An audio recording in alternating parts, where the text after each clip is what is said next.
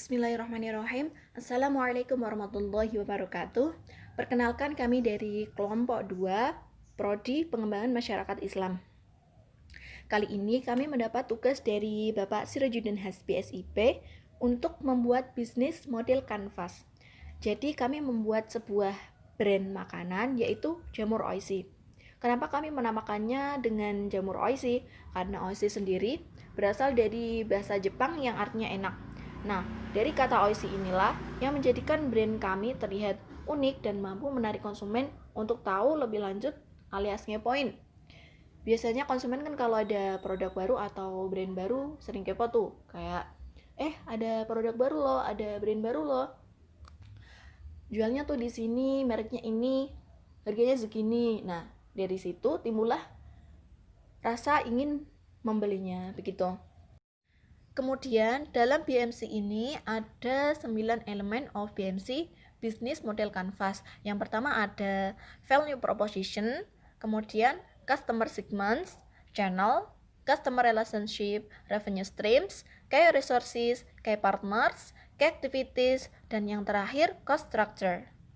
Karena ini memang BMC-nya Jamur Oishi, maka akan kami kupas tuntas dan kami bahas satu persatu dan ada contohnya juga.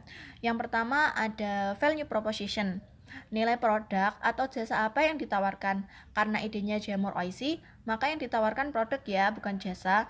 Kalau jasa itu contohnya jasa cuci motor, mobil, bisa juga salon, bengkel, dan lain sebagainya. Sebenarnya produk atau jasa itu sama, cuma yang membedakan adalah layanannya saja. Jamur Oishi, value proposition-nya yaitu yang pertama, beraneka rasa dan menu yang berbeda seperti gambar di samping. Ada nugget jamur, stick jamur, dan jamur crispy. Jamur crispy sendiri ada beberapa varian rasa yaitu balado dan rasa pedas. Yang kedua, rasanya nikmat. Namanya saja produk makanan, jadi rasa itu ya nomor satu. Kalau rasanya enak, maka orang akan mengonsumsinya lagi dan lagi, alias ketagihan. Yang ketiga, harganya hemat. Kalau harganya hemat, tentunya tambah disukai banyak orang kan? Tetapi kita juga harus menyesuaikan harga dengan lingkungan konsumen yang kita miliki, apakah di perkotaan atau pedesaan. Begitu. Untuk selanjutnya adalah customer segment. Nah, siapa sih para konsumennya di jamur oishi ini dan yang seperti apa? Karena jamur oishi ini kan adalah makanan yang sehat, jadi jamur oishi produk dari jamur oishi ini bisa dikonsumsi dari berbagai macam kalangan, mulai dari anak-anak, remaja, dewasa, hingga orang tua. Selain itu, jamur oishi juga cocok banget dikonsumsi teman-teman yang vegetarian atau yang tidak makan daging-dagingan, karena jamur oishi juga mempunyai banyak sekali produk dan varian rasanya. Ada nugget, ada jamur crispy, ada stick jamur. Jadi buat para pecinta makanan jamur ini cocok sekali. Selain itu, customer segmentnya ada franchise store atau yang menjalankan brand dari perusahaan lain.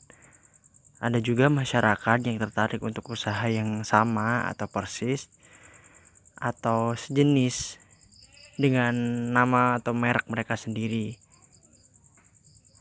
Selanjutnya yaitu channel. Gimana sih cara promosinya dan melalui apa jamur oishi itu mempromosikan produknya?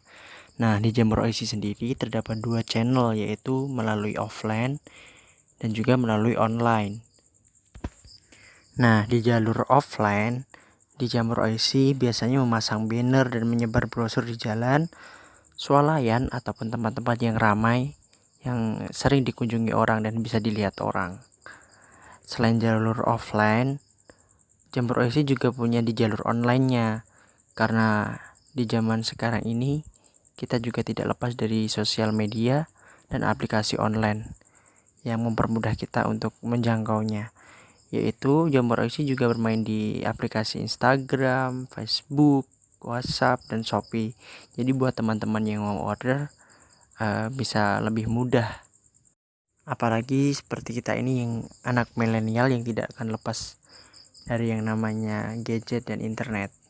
Pastinya di jalur online ini teman-teman lebih mudah untuk mendapatkan produk makanan dari Jamur Oishi. Baik, di sini saya akan melanjutkan tentang customer relationship. Apa sih customer relationship itu? Jadi bagaimana cara kita mempertahankan konsumen atau klien kita. Jadi ini sangat penting sekali untuk mempertahankan konsumen. Dibagi menjadi dua, yaitu B2C sama B2B. B2B dibagi menjadi dua, pendampingan dan free konsultan. Pendampingan itu kita harus mendampingi klien-klien kita saat membeli. Terus yang kedua free konsultan, kita harus terbuka dari konsultasi-konsultasi dari konsumen, ada masukan, ada barangnya gini-gini, produknya gini-gini. Jadi kita terbuka untuk konsultasi. Yang B2C dibagi menjadi tiga. Pertama, kita menjaga kualitas rasa dan pelayanan. Jadi ini sangat penting sekali untuk menjaga kualitas rasa. Rasanya harus tetap enak, rasanya tetap gurih, lezat, dan pelayanan. Pelayanan ini harus tetap oke. Terus yang kedua, memberi harga hemat. Kita harus memberi harga yang relatif murah. Kita harus memberikan harga yang tidak mahal, tidak murah. Jadi pas di kantong mahasiswa atau pelajar. Yang ketiga, memberi promosi. Seperti kita memberikan buy one get one, kita promosi beli satu gratis satu. Jadi kan seneng kita menarik konsumen-konsumen kita atau klien kita. Wah, ini ada produk murah nih, ada promosi buy one get one gitu. Oke, selanjutnya revenue stream. Apa sih revenue stream itu? Jadi bagaimana kita mendapatkan pemasukan? Dibagi menjadi 4. Apa saja sih? Pertama, penjualan produk Jamur Oishi secara langsung ke konsumen akhir dan seller. Jadi penjualannya itu secara langsung ke konsumen-konsumen, ke klien-klien gitu. Jadi orang ke orang. Jadi nggak lewat Gojek atau nggak lewat pengiriman gitu, tidak. Terus yang kedua, franchising. Apa sih pengertian dari franchising itu? Franchising atau waralaba adalah di mana salah satu pihak diberikan hak untuk memanfaatkan dan menggunakan hak atas kekayaan tinjauan hukum Islam terhadap transaksi bisnis, intelektual atau penemuan atau ciri khas usaha yang dimiliki pihak lain dengan suatu imbalan berdasarkan persyaratan yang ditetapkan pihak lain tersebut dalam rangka penyediaan dan penjualan barang atau jasa. Yang ketiga, konsultan Foods Biversky. Itu kita konsultasi dengan si pembuat jamur, konsultasi dengan penjual jamur gitu. Terus yang keempat, supply. Supply itu apa sih? Supply atau penawaran adalah jumlah keseluruhan barang atau jasa yang akan dijual atau ditawarkan oleh produsen pada sebagai macam tingkat harga. Jadi jumlah keseluruhan barang kita yang akan dijual itu berapa dan ditawarkan oleh produsen macam tingkat harga itu ada harganya. Seperti nugget jamur itu harganya berapa, jamur crispy itu harganya berapa, dan stick jamur itu harganya berapa gitu. Baik, selanjutnya key resources. Apa sih key resources itu? Jadi sumber daya apa saja yang dibutuhkan. Dibagi menjadi 4. Pertama, karyawan. Nah, karyawan ini sangat penting sekali. Karyawan penjualan, karyawan yang membikin. Jadi harus ada karyawannya kalau kita berbisnis. Terus yang kedua, peralatan. Nah, ini peralatan juga sangat penting. seperti peralatan kita membuat produk, seperti peralatan kita untuk penjualan produk gitu. Terus yang ketiga yang tidak kalah sangat penting, bahan baku. Nih, bahan baku juga harus ada di produk-produk kita. Jadi penting sekali bahan baku ini. Terus yang terakhir adalah packaging. Packaging itu adalah cara mengemas. Bagus banget nih. Jadi packingnya harus bagus. Jadi kita menarik konsumen kita, menarik klien-klien kita. Wah, ini bagus banget nih packagingnya gitu. Jadi oke. Kemudian ada key partners. Nah, apa itu sih key partners? Nah, key partners itu merupakan pemasok yang mendukung suatu bisnis yang akan kita buat atau kita kelola nanti. Salah satu contoh dari key partners itu ada supplier. Jadi, pemasok pada produk jamur yang akan kita buat itu ada yang pertama ada toko K3 atau Kidul Kali Kampung. Yang kedua ada toko mitra dan ada toko sahabat. Yang selanjutnya ada key activities. Apa sih itu key activities?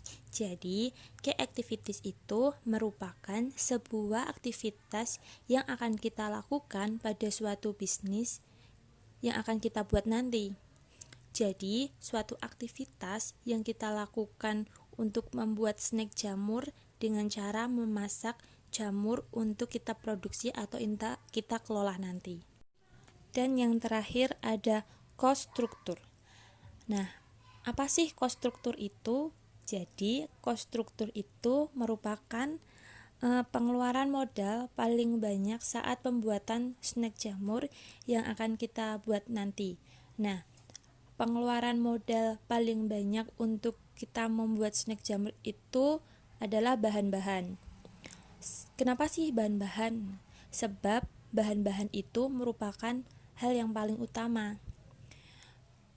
Jadi ada bahan-bahannya itu seperti jamur, ada tepung, ada minyak, kemudian ada bumbu-bumbu dapur, kemudian ada bumbu tabur. Nah, di dalam bumbu tabur itu terdapat berbagai macam rasa, seperti bumbu balado, ada bumbu manis, ada bumbu jagung manis, ada bumbu BBQ, kemudian ada bumbu keju, ada juga ayam panggang, dan lain-lainnya.